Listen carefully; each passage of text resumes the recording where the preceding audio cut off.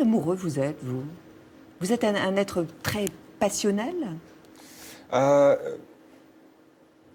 oui, c'est-à-dire le cœur est brûlant, mais en même temps, pour moi, la passion doit être, comment dire, euh, toujours portée par quelque chose de joli, j'allais dire, et de doux, en fait.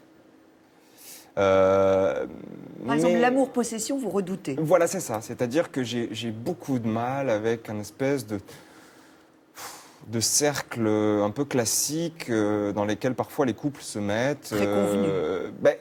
Convenu, de par parfois même une engueulade absolument nécessaire, enfin, une non-confiance, une jalousie absolue. Enfin, tout ça, ça m'effraie beaucoup. En fait. Mais vous craignez, vous, de vous engager? De moins en moins. Et encore une fois, l'engagement est relatif. C'est-à-dire que pour moi, l'engagement symbolique n'existe pas, n'a strictement aucun sens.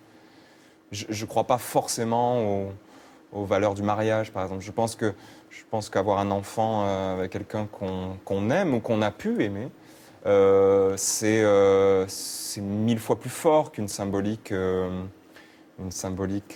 qui pourrait être celle du mariage. Mais c'est un exemple. Ou sous un même toit. Ou Vous avez déjà Exactement. vécu sous un même toit? J'ai déjà vécu sous un même toit 2 fois, c'est un échec total. Mais effectivement, effectivement par exemple, ce que vous venez de dire, l'espèce de symbolique du même toit, oui, je trouve ça ridicule. C'est-à-dire qu'en fait, le même toit pour un couple qui pourrait avoir un enfant, pour être ensemble, c'est finalement fait pour rassurer les autres. Toujours. Enfin, moi, je sais que j'ai besoin d'un espace à moi. Je suis sans doute un bien meilleur amoureux quand j'ai un espace à moi duquel je peux me déplacer, évidemment, mais je ne vois pas en quoi la naissance d'un enfant ou même une relation solide empêcherait cette façon de vivre.